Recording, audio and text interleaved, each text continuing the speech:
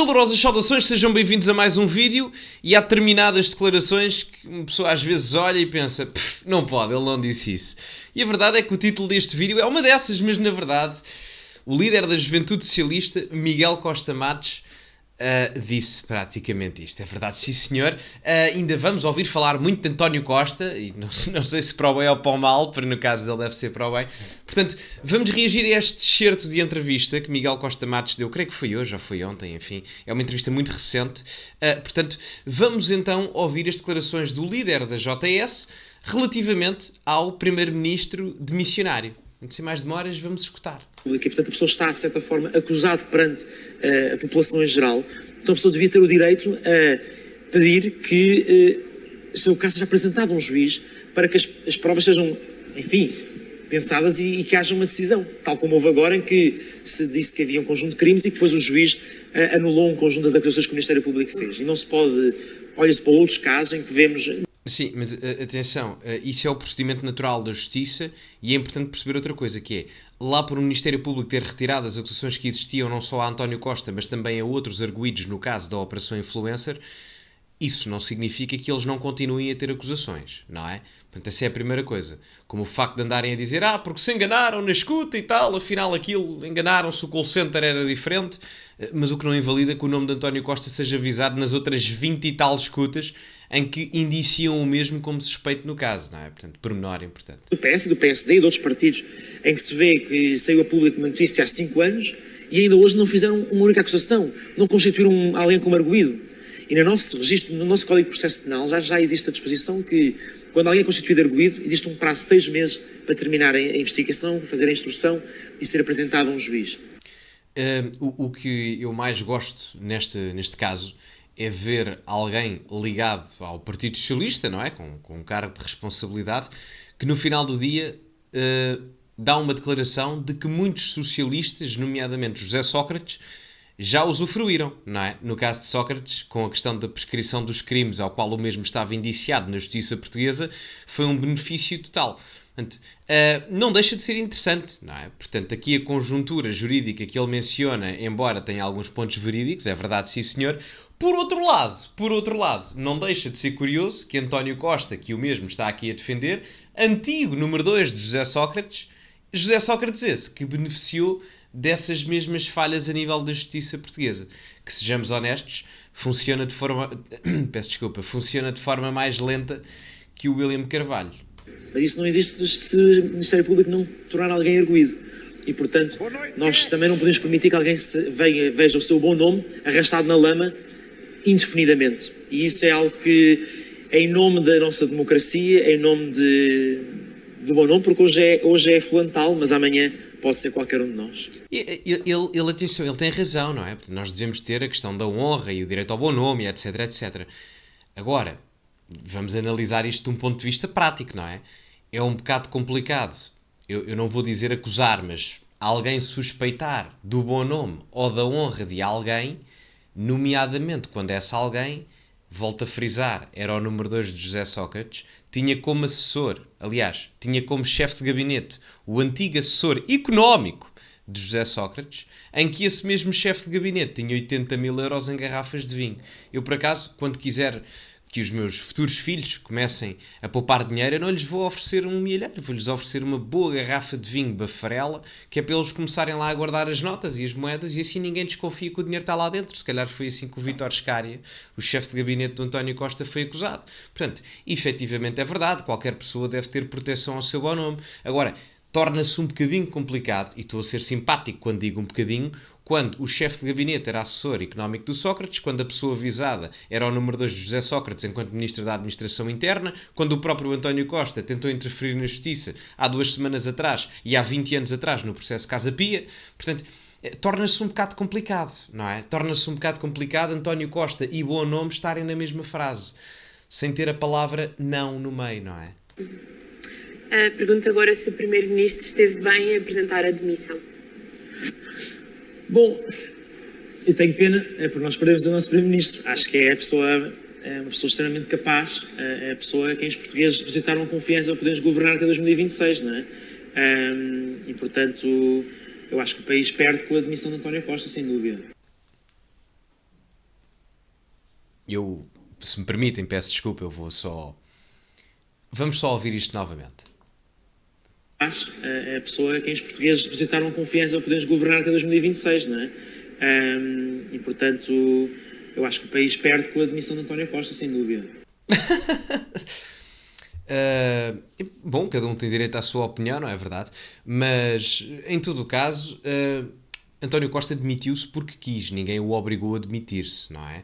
E o país ganha com a admissão de António Costa. Eu vi muita gente a dizer, isto não é a melhor altura para ter eleições. Bem, a verdade é que quanto mais rápido um governo com 17 demissões em 18 meses caísse, melhor, não é? Portanto, é sempre uma boa altura para ter eleições a partir do momento em que um governo do Partido Socialista vai cair, não é? Portanto, logo aí. Portanto, o país ganha com a demissão de António Costa. Até porque, sejamos honestos, nós fizemos capas em jornais internacionais por causa de um escândalo de corrupção em que o próprio António Costa esteve envolvido e que isso levou à sua demissão. Portanto, ainda bem, nem que seja pelo ponto de vista da imagem mediática que Portugal tem no estrangeiro, que António Costa se demitiu. Portanto, enfim, toda a gente tem direito à sua opinião, mas convinha às vezes ver o mundo real, não é? E uma coisa também importante que o Miguel Costa Matos menciona aqui, que é os portugueses colocaram lá António Costa. Portanto, os portugueses também, eles próprios, são culpados da miséria em que estão inseridos, porque eles próprios escolheram isto, porque se deixam enganar por propaganda política que, enfim, até é medíocre, nem é da melhor que eu já vi a ser feita. E nem é por serem de esquerda, é mesmo só porque é fraca em termos comunicacionais. Portanto, em determinado âmbito, ele não deixa de ter razão. Acho que António Costa soube colocar-se a si próprio num grau de exigência acima do que colocava qualquer outra pessoa, proteger, enfim, a dignidade do cargo. Acho que devemos refletir se não é um bocadinho estranho. Então, nós vemos coisas... Miguel, é assim, como é que acima da responsabilidade do cargo, então o homem teve 15 demissões em 15 meses, estamos a brincar, ok? A secretária de Estado do Turismo foi demitida e antes de ser demitida andava a fornecer capital financeiro a empresas que agora anda a dirigir, a Rita Marques. O Pedro Nuno Santos andava a conceder financiamentos milionários por mensagens de WhatsApp sem dar parecer a ninguém. Mas o que é isto? O Primeiro-Ministro agora é indiciado num caso de corrupção. E podia continuar aqui, já para não falar da Marta Temido, já para não falar do Eduardo Cabrita na anterior legislatura. Portanto, eu podia dar N casos. N casos. Portanto, isto não me parece sequer razoável. Isto não faz sentido. Investigações judiciais, existem notícias sobre buscas, existem notícias sobre alguém ser ouvido, sobre alguém ser constituído arguido. Não costumamos ter notícias sobre iniciar um inquérito criminal, não é? Portanto, isso foi sem dúvida algo um bocadinho bizarro.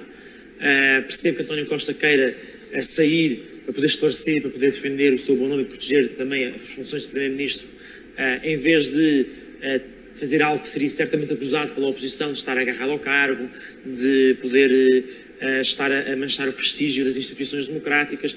Não, ele agarrado ao cargo não está, ele está ansioso por se ir embora, isso toda a gente já sabia. E, aliás, a pior coisa que podia ter acontecido a António Costa foi mesmo o governo ter caído, não agora, mas em 2022. E outra coisa que é, a grande bandeira do Partido Socialista para esta campanha eleitoral, a última, foi: vamos mostrar que somos um governo de estabilidade.